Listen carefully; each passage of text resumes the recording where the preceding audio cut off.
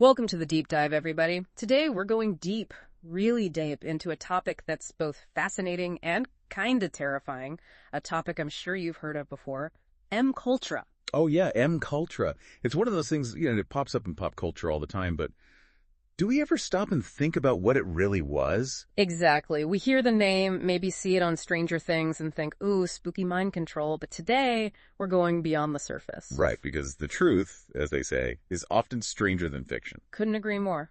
So we're lucky enough to have our hands on some incredible source material for this deep dive. Declassified M-Cultura documents straight from the CIA. Can you believe it? Wow, straight from the horse's mouth, huh? You got it. We've also got a super detailed Wikipedia article to help us lay out a clear timeline. And to top it off, a CIA FOIA release. Oh, juicy. Okay, so we're talking primary sources, the real deal to really get into the nitty-gritty of M-Cultura. Absolutely. We're talking about the 1950s, the Cold War's heating up, everyone's paranoid, right? The Soviets are everywhere, lurking in the shadows. Yeah, I can only imagine. This constant fear of communist infiltration. Exactly. And what scared them most? Mind control. The Soviets getting inside your head, making you do their bidding. I mean, can you imagine? Spooky stuff. I mean, there were all those rumors, right? American soldiers in Korea coming back brainwashed. It wasn't just a far-fetched idea. It was a real threat, at least in their minds. It consumed them, this idea that the Soviets were masters of mind control, and they had to fight fire with fire, So they took it upon themselves to master this art of mind manipulation. Exactly. They wanted it all. Truth serums, enhanced interrogation techniques. They even dreamed of controlling world leaders. Can you believe it? Like puppets. Wow. Talk about ambition. But hold on. How do you even begin to control someone's mind? Well, they thought they had the key. LSD. This new drug shrouded in mystery. LSD, really? They thought they could weaponize acid. And get this. They were so obsessed with it that they bought up the entire world's supply. The CIA had their hands on all the LSD on the planet. Wow, okay. I mean, on one hand, you got to admire the dedication, right? But on the other hand, wow, the CIA and LSD could go wrong, right? That's the million-dollar question, isn't it? And believe me, things got weird, really weird. So last time, we left off with the CIA, swimming in a sea of LSD, Gottlieb at the helm, ready to unlock the secrets of mind control. Or at least that was the idea. But where did all this mind-bending research take place? Yeah, when we think about scientific experiments, we usually picture, labs, white coats, clipboards. Right, sterile environments, super official. Exactly. But M-Cultura?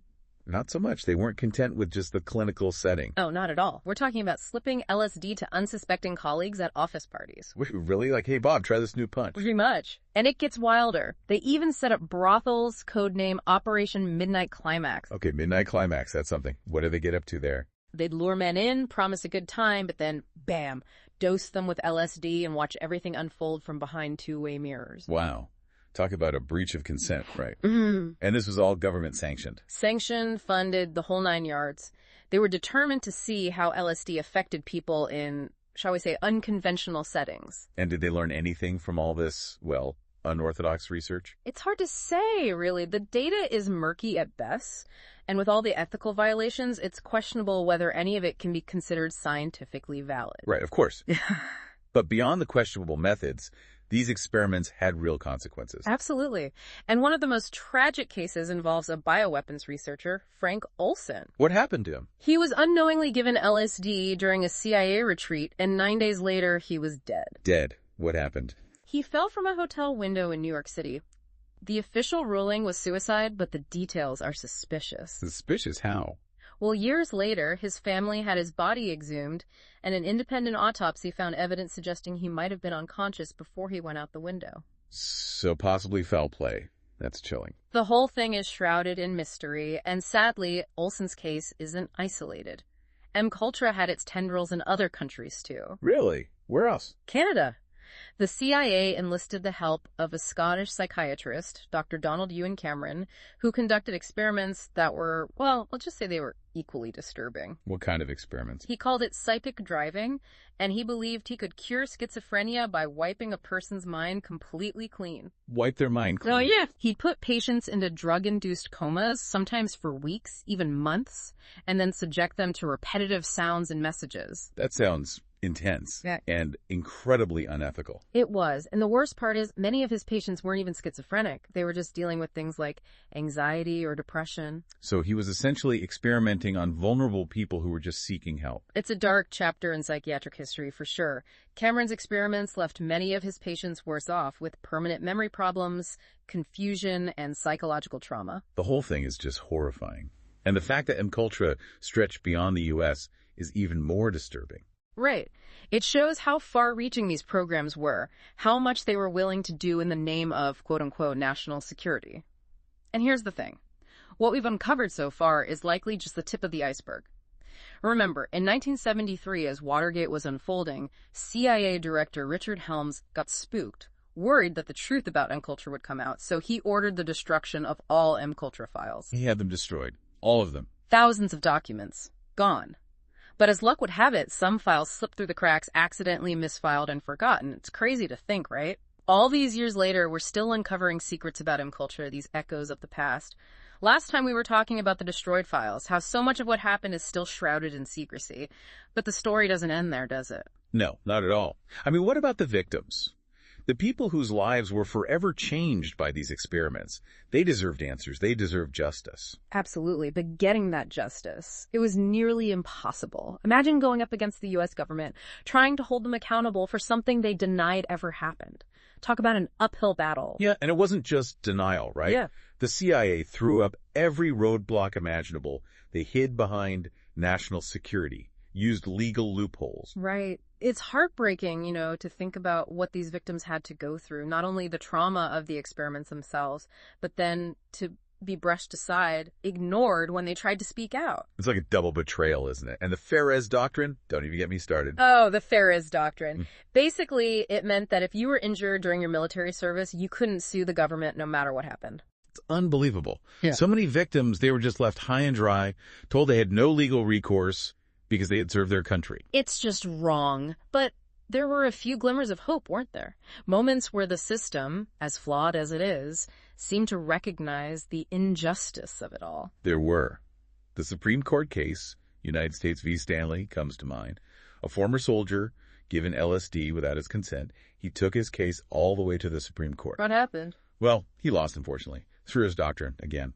But, and this is the important part, several justices wrote these really powerful dissents, arguing against shielding the government from wrongdoing. They even brought up the Nuremberg Code. Wow, the Nuremberg Code. Talking about the ethics of human experimentation after World War II. That's huge. They were basically saying, this is wrong, we can't let this happen again. Exactly. It showed that even within a system that often protects the powerful, there were still those who recognized the humanity of it all. They saw victims, they heard their stories, and they refused to stay silent. It's inspiring in a way, but it also makes you think, right, how much of our culture, our fascination with mind control, with government conspiracies, how much of that stems from the very real horrors of MKUltra? That's the million-dollar question, isn't it? MKUltra might feel like ancient history, but its legacy is still with us, shaping our views on everything from mental health to government overreach. It makes you question everything, what's real, what's not, what are they not telling us? And beyond the conspiracies, MKUltra forces us to confront these really uncomfortable truths about the nature of power, the potential for abuse, even with something as noble as scientific research. I mean, how far is too far in the pursuit of knowledge? Who gets to decide where that line is? It's a slippery slope, that's for sure. And MKUltra is a stark reminder that we can never take our freedoms, our right to think for ourselves, for granted. We can't just bury our heads in the sand and pretend it didn't happen. We have to learn from it, right? We have to stay vigilant, keep asking those tough questions, because the potential for abuse, for manipulation, it's still there. We're all just subjects in a grand experiment, in a way, right? It's up to us to stay aware, to be informed. Kind of said it better myself. MKUltra might be a dark chapter in our history, but it's a chapter we need to keep revisiting, keep learning from. We've got to keep asking those tough questions, keep pushing for transparency, keep demanding better from our institutions and from ourselves. Well, folks, that's our deep dive into the twisted world of MKUltra. We hope this journey into the shadows has left you with more than just chills, but a renewed sense of curiosity, a desire to keep digging, to keep questioning the world around us.